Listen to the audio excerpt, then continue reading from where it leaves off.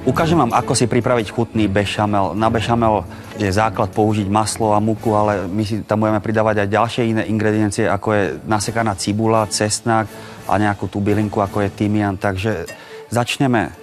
Do kastrola dáme väčšie množstvo masla, záleží od toho, koľko toho bešamelu vlastne potrebujeme.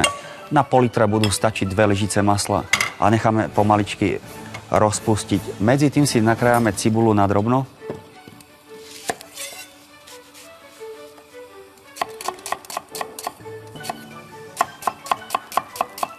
Polka cibule nám bude stačiť v tomto prípade. Ďalej tam pridáme celé stručiky cesnaku. 3. A pomaličky to začneme dúsiť za občasného miešania. Ide o to, že cibula s cesnakom nemusí byť zlatá ani zlatohnedá, nemusí sa to restovať, skôr iba nech sa podúsi. Ďalej si tam pridáme pár vetvičiek tymianu. Kľudne celé, pretože aj tak to budeme cediť cez sitko, takže môžeme hodiť celé vetvičky, nemusíme oberať tie listočky z toho. Dusíme to asi nejaké 3 minútky, bude stačiť a ochutíme rovno základ solou aj černým korením. Ďalej tam pridáme hladkú múku, tiež 2 lyžice.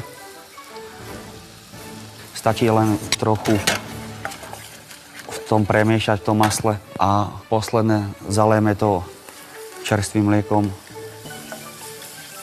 Necháme to variť na malom ohni okolo 20 minút.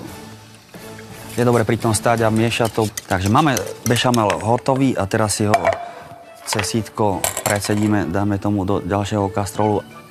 Takže bešamelovú omáčku máme hotovú a hustota je krásne krémová a hladká.